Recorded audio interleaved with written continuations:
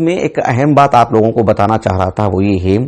کہ یہ آیت کریمہ وَمِنَ النَّاسِ مَن يُجَادِلُ فِي اللَّهِ بِغَيْرِ علم، عمومی طور پر ہوتا کیا ہے کہ ہم جو دیکھتے ہیں کہ یہ آیت کریمہ ان سے متعلق ہے، یہ آیت کریمہ ان سے متعلق ہے، یہ ابو جہل سے متعلق ہے، جیسے سورۃ العلق میں ہے أَرَأَيْتَ الَّذِي يَنْهَى عَبْدًا إِذَا صَلَّى۔ اہل علم نے اتفاق نقل کیا ہے کہ ینہا وہ ضمیر وہ کس سے متعلق خبر ہے؟ وہ ابو جہل سے متعلق۔ عبدًا اذا صلی، عبدًا سے مراد کون ہے؟ محمد صلی اللہ علیہ وسلم ہے، متفق مسئلہ، اجماع ہے اس بات پر۔ میں جو بات بتانا چاہ رہا ہوں وہ یہ ہے کہ میں یہ بات نہیں بتانا چاہ رہا ہوں کہ جیسے اہل علم کہتے ہیں کہ جو ہے یعنی کیا کہتے ہیں اس کو، جو بھی سبب نزول ہوتا ہے، سبب نزول کسی چیز سے متعلق آیت کریمہ ان سے متعلق نازل ہوئی، تو یہ اہل علم کہتے ہیں کہ جو ہے ان سے متعلق وہ خاص نہیں ہے۔ سمجھ رہے ہیں آپ اس بات کو؟ یعنی ان سے متعلق خاص نہیں ہے، یعنی اس سے جو مستفید ہونے کی بات ہے، اس سے جو اتعاظ واعظ لینے کی بات ہے، اس سے عبرت لینے کی بات ہے، العبرۃ بعموم اللفظ لا بخصوص السبب، الا ہے کہ کسی آیت کریمہ کا سبب نزول کسی کے لیے خاص ہے، اس کے لیے الگ سے دلیل ملتی ہے تو الگ بات ہے، ورنہ ایک اخبار کے حد تک، خبر کے حد تک اور معلومات کے حد تک کہ ہاں یہ اس وقت حادثہ ہوا تھا تو یہ آیت نازل ہوئی تھی، لیکن وہ سبوں کے لیے ہے۔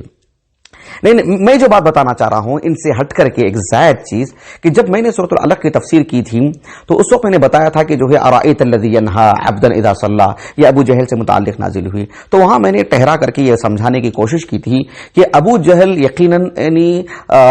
اس نے اللہ کے رسول کو بہت تکلیف دی، سب کچھ کیا۔ یہاں ہمیں اس پہلو سے بھی ابو جہل کا دراسہ کرنے کی ضرورت ہے، سمجھنے کی ضرورت ہے کہ ابو جہل یعنی کس خاندان کا ہے، کس قبیلے کا ہے، اور جو ہے وہ معاشرتی زندگی میں اس کی کیا سطح تھی، کیا اس کا مرتبہ تھا معاشرتی زندگی میں، لوگوں پر اس کا کتنا اثر رہتا تھا، دلچسپیاں کیسی تھی اس کی زبان دانی کیسی تھی، اور ساتھ میں یعنی مالی اعتبار سے وہ کیسا تھا، کیوں کر وہ اتنا مؤثر بنا، وہ جو ہے اللہ کے رسول کے خلاف صلی اللہ علیہ وسلم، کیسے لوگوں کو اپنے ہاتھ لیا اس نے، کیسے ابھار کے لے کے گیا وہ۔ یہ سمجھنے کا فائدہ کیا ہوتا ہے کہ ہم آج جس دور میں ہم جی رہے ہیں، اس دور میں آج 1441 سے رمضان کی 10 تاریخ چل رہی ہے، بلکہ مغرب کے بعد 11 رمضان شروع ہو چکے ہیں، تو میں یہ کہنا چاہ رہا ہوں کہ جو ہے ابو جہل کی زندگی کو اس طرح سے ہم پڑھیں گے تو ہمیں معاشرتی زندگی میں ایسے لوگ جو آج مسلمانوں کے خلاف، اسلام کے خلاف، ہماری گلی میں کئی غیر مسلم رہتے ہیں، ہندوستان میں کروڑوں غیر مسلم ہیں، تو کیا وہ ہندو ہو، عیسائی ہو، کوئی بھی ہو، کیا سب کو سب اسلام سے دشمنی ہے، مسلمانوں سے دشمنی ہے، ہمارے وجود سے ہمارا وجود کھلتا ہے ان کو؟ نہیں، ہمارے گلے میں ہاتھ ڈال کے چلنے کے لیے تیار ہیں، ہمارے شانہ بشانہ چلنے کے لیے تیار ہیں، اور مسلمان ان کے ساتھ چلنے کے لیے تیار ہیں، یعنی بحیثیت ایک ملک کے باشندے کے طور پر دونوں ایک دوسرے کے ساتھ رہنے کے لیے تیار ہیں، یہ مقصود ہے۔ یعنی اس طرح کا والہانہ تعلق ہے کہ ہم ایک ملک کی سالمیت کے لیے مل کر کے رہیں گے، آپس میں دنگا نہیں کریں گے، لڑائی نہیں کریں گے، مذہب کے نام پر لڑائی نہیں کریں گے، مذہبی جو مساجد ہیں یا ان کی جو عبادت خانے ہیں اس میں کسی طرح کا تصادم اور جھگڑا نہیں ہوگا، ایک دوسرے کے خلاف آمنا سامنا مد مقابل نہیں ٹھہریں گے، اس جذبیت کے ساتھ یہاں کی غیر مسلم مین بھی ہیں، یہاں کے مسلمان بھی ہیں، لیکن چند ایک افراد، چاہے وہ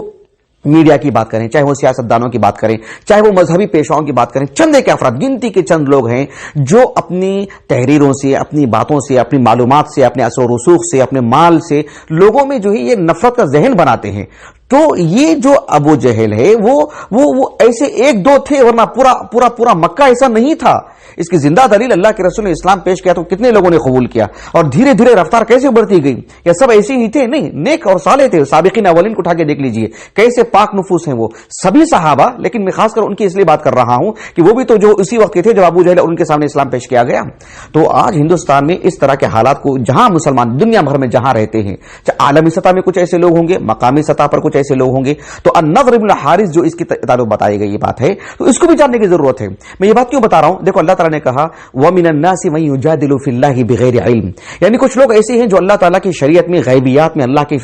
صفات و افعال میں اور اللہ تعالیٰ کے فیصلوں میں، اللہ کے کلام سے متعلق بغیر علم کے جھگڑا کرتے ہیں۔ یعنی معاشرے میں کچھ ایسے لوگ ہوتے ہیں جو النضر ابن الحارث جیسے ہوتے ہیں، یعنی النضر ابن الحارث وہ ہے کر کے بول کے ہم آگے نہیں نکل سکتے۔ آج دیکھنا چاہیے کہ آج اس دور میں 1441 ہجری چل رہا ہے، 220 چل رہا ہے، یہ تو دنیا بھر میں یہ اپنے مقامی سطح پر، اپنے ملک میں اس سطح کے لوگ کون ہیں، اس معیار کے لوگ کون ہیں جو مسلمانوں کے خلاف یعنی علم کے نام پر آتے ہیں، مال کے نام پر نہیں، علم کے نام پر. دیکھو آیت کریمہ میں ایسا لکھا ہے، حدیث مبارکہ میں ایسا لکھا ہے، اللہ کے رسول کی سیرت کے حصے میں ایسا اور ایسا ہے نا، یعنی گویا کہ علمی گفتگو کرنے کے نام پر آتے ہیں. ایسے آج دیکھیں گے یوٹیوب پر ایسے بے شمار لوگ مل جائیں گے جو آپ کو جہالت کی بنیاد پر گفتگو کرنے والے بہت ہیں، لیکن خالص علم کے نام پر کہ بھئی ہم معلومات رکھتے ہیں، ہم نے بھی قرآن پڑھا ہے، ہم نے بھی حدیث پڑھی ہے، ہم نے بھی محمد کی سیرت پڑھی ہے صلی اللہ علیہ وسلم، تو ہم علم کی بنیاد پر بات کر رہے ہیں. کوئی سامنا کرنے والا کوئی ہے کہ مسلمان جواب دینے والا؟ تو یہ النضر بن الحارث ان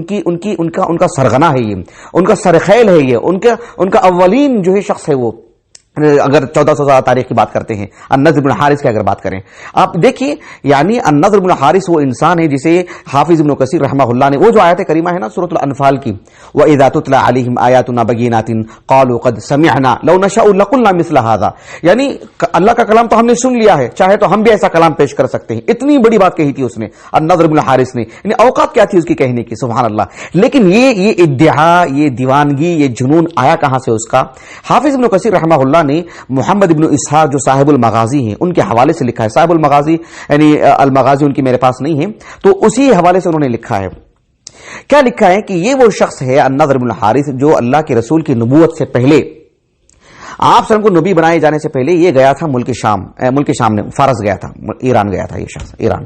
وہاں کے عمرا، وہاں کے بادشاہ رستم، اسفندیار، اس دور کے جو وہاں بادشاہ تھے اور وہاں کا جو تہذیب، وہاں کی جو کلچر، جو وہاں کا جو کلچر تھا، وہاں کی جو فضا اور جو مذہبی جو رنگ تھا وہاں پر، اس سے اس نے کافی استفادہ کیا اس شخص نے. یعنی علمی اعتبار سے اس شخص نے تجربہ کیا، لوگوں کو پڑھا اور جو دینی مذہبی اعتبار سے مطالعہ کیا وغیرہ. جب اسے مکے کو آیا تو دیکھا کہ اللہ کے رسول نے اپنی نبوت کا اعلان کر چکے ہیں، تو پھر یہ اللہ کے رسول کی مجلسوں میں بیٹھتا، سنتا اللہ کے رسول کی باتوں کو. جیسے اللہ کے رسول وہاں سے جاتے صلی اللہ علیہ وسلم تو یہ کہتا کہ بھائی ان کی جیسی باتیں تو میں بھی بتا سکتا ہوں، اور کچھ باتیں بتاتا وہ یہاں وہاں کے قصے ایسی ویسی باتیں، اور کہتا کہ باللہ ایہما احسن قصصا، اب بتاؤ کہ جو ہے انا و محمد، میں اچھا قصہ سناتا ہوں کہ محمد اچھے قصے سناتے ہیں، بتاؤ کون زیادہ اچھا سناتے ہیں. یعنی دیکھ رہے ہیں آپ علم کا نشہ کیسا تھا اس کو. ایسے لوگ ہیں آج بھی جو مذہبی طور پر علم کے نام پر آتے ہیں، تو ان لوگوں کا دراسہ کرنے کی ضرورت ہے، ان لوگوں کو مطلب احاطہ کرنے کی ضرورت ہے تاکہ ان کو ان کے انداز میں سمجھایا جا سکے. آپ دیکھیے یعنی قرآن مجید کی وہ آیت، حالانکہ آپ کو معلوم ہونا چاہیے کہ ابن ہشام کی جو سیرت ہے نا، سیرہ نبویہ ابن ہشام رحمہ اللہ کے، عبد الملک ابن ہشام کی 217 ہجری سے وفات ہے ان کا، انہوں نے النضر بن الحارث سے متعلق لکھا کہ جب یہ مکے کو آیا تو شروع میں تو اللہ کے رسول کا یہ مطلب یہ کر رہا تھا، آپ کے خلاف کھڑا ہوا تھا کہ میں بھی کچھ جانتا ہوں، میرے پاس بھی معلومات ہے، میں بھی تجربہ کار ہوں. لیکن دھیرے دھیرے جب اس نے اللہ کے رسول کی باتیں سنی وغیرہ تو یہ اندرونی طور پر بہت متاثر ہو گیا اللہ کے رسول کی باتوں سے. جب قریش مکہ کہتے تھے کہ اللہ کے رسول ساحر ہیں، مجنون ہیں، شاعر ہیں، کاہن ہیں، تو یہی تھا جو کھڑا ہوتا اور لوگوں کے سامنے کہتا کہ یا معشر قریش، یعنی قریش کو خطاب کر کے کہتا کہ تم ان کو جو ہے جادوگر کہتے ہو، تم ان کو جو ہے مطلب کاہن کہتے ہو، شاعر کہتے ہو، کہ شعراء کو تم نے دیکھا نہیں، کیا تم نے جادوگروں کو دیکھا نہیں، یا تم نے مجنون لوگوں کو دیکھا نہیں، تم نے کاہنوں کو دیکھا نہیں. ان کی حالتیں ویسی ہی ہیں اپنے اعتبار سے جو محمد میں آپ دیکھتے ہیں، بالکل بھی نہیں. کہا کہ واللہ لقد نزل فیکم امر عظیم، تمہارے درمیان ایک بڑی بات آئی ہے، بڑی بات، یعنی ایک عظیم کلام اترا ہے تمہارے تعلق سے، یہ معمولی انسان نہیں ہے. اتنا تاثر لیا تھا اس نے، لیکن دھیرے دھیرے پھر اس نے اللہ کے رسول کے خلاف ہو گیا. ہوا یہ کہ اس کے اندر جو ہے علم لینا، پڑھنا، کرنا اور علمی اعتبار سے لوگوں کے درمیان مقام حاصل کرنے کا بہت جذبہ تھا اس کے اندر. تو قریش مکہ نے اس کو بھام کر کے ابو جہل وغیرہ نے اس شخص کو اور عقبہ بن ابی معیط، ان دونوں لوگوں کو جو ہے، یہ ابن اسحاق رحمہ اللہ کے المغازی میں ہے جو ابن کثیر نے نقل کیا ہے، میں نے براہ راست نہیں پڑھا، البتہ میں نے السیرہ نبویہ جو ابن ہشام کی ہے اس میں اس قصے کو میں نے پڑھا، الحمدللہ وہ میرے پاس موجود ہے، السیرہ نبویہ ابن ہشام کی. تو ابو جہل نے عقبہ بن ابی معیط اور اس کو، ان دونوں کو جو ہے مطلب مدینہ بھیجا، یثرب، اس وقت یثرب تھا، کہ جائیں جا کر کے یہود سے پڑھ کر کے آئیں کہ یہ آسمانی طور پر وحی نازل ہوتی ہے، ان پر جو ہے ایسی باتیں کرتے ہیں، میں کیا اعتراض کروں، کیا سوالات کروں. تو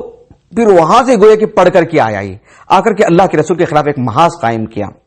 آپ صلی اللہ علیہ وسلم کے ہمیشہ مد مقابل رہا، علم کے نام پر یہ سوالات کرنے لگا کہ یہ کیسے، وہ کیسے، ایسا ہے نا، اللہ کے رسول وحی کی روشنی میں کوئی بتاتے تو پھر ایک اعتراض کرنا، سوال کرنا۔ آپ دیکھیں قرآن مجید میں سورۃ آپ معارج اٹھا لیجئے، سأل سائل بعذاب واقع، آپ دیکھیں گے سبب نزول کون؟ النضر بن حارث۔ آپ دیکھو وقالوا ربنا عجل لنا قطنا قبل یوم الحساب، سورہ صاد میں اس سے مراد کون ہے؟ دیکھیں گے یہی شخص ہے۔ سورہ انفال کی آیت کریمہ میں نے پڑھی، کہا کہ یہی شخص ہے۔ سورۃ الکہف کا آغاز اٹھا لیجئے آپ، کس کے بارے میں؟ کہا کہ النضر بن حارث۔ تو النضر بن حارث سے متعلق جہاں بھی آیات جو اس کے تعلق سے نازل ہوئے ہیں، عطا بن ابی رباح رحمہ اللہ کہتے ہیں کہ قرآن مجید میں تقریباً لقد انزل اللہ فیہ بضع عشر آیہ، یعنی اللہ رب العالمین نے تقریباً 10 سے زائد آیتیں اس کے حق میں نازل کی ہیں۔ تو غور طلب بات یہ ہے کہ وہ آیتیں جو اس کے حق میں نازل ہوئی اٹھا کے دیکھیے، سب کا تعلق اسی سے کہ بغیر علم، شریعت کا علم نہیں ہے، غیبیات کا علم نہیں ہے، یہاں وہاں سے کچھ پڑھ کر کے اعتراض کرنے کے نام پر جو ایسے آتے ہیں، ایسے لوگوں سے متعلق نضر بن الحارث کو اگر پڑھیں گے تو معاشرے میں ایسے لوگ ہیں، غیر مسلمین میں، عیسائیوں میں بھی، یہودیوں میں کم، عیسائیوں میں زیادہ، اور جو ہے ہمارے ہندوستان میں جو ہے غیر مسلمین میں ایسے ہندوؤں میں بہت ہیں جو مطلب علم کے اس نشے کے ساتھ آتے ہیں کہ جو ہے مطلب قرآن کی آیت میں ایسا لکھا ہے، وہاں ایسا لکھا ہے۔ تو یہ کوئی نئی بات نہیں ہے۔ اگر آپ نضر بن حارث سے متعلقات جو آیات جو اس پر نازل ہوئی ہیں وہ وہاں کا دراسہ کریں گے تو پھر یہ تارے عنکبوت کا جو گھر ہوتا ہے نا، پھونک سے اڑ جائے گا، اتنا ہلکا پھلکا ہے۔ بہرحال بدر کے موقع پر یہ پکڑا گیا اور اس کو باندھ کر کے قتل کیا گیا، اس کو النضر بن الحارث کو۔ اچھا، مجھے یہ باتیں اسی لیے بتانی پڑی تاکہ ہم اس کو یہ ان کے بارے میں نازل ہوئی، وہ ان کے بارے میں نازل ہوئی، صرف نام پڑھ کے نکل جائیں، ایسا نہیں ہونا چاہیے، بلکہ اس شخص کا اگر دراسہ کرتے ہیں تو معاشرتی زندگی میں جس دور میں میں اور آپ جی رہے ہیں، ایسے دور میں ایسے کون لوگ ہیں، ان کو اگر ہم پڑھیں گے تو آپ ان کی زندگی کا گویا کہ احاطہ کر لے رہے ہیں، ان کی سوچ کا احاطہ کر رہے ہیں، ان کے علم کا احاطہ کر رہے ہیں، پھر باذن اللہ تعالی آپ اچھے انداز میں اسلام کی دعوت دے سکتے ہیں، قرآن آیات کو سمجھ سکتے ہیں۔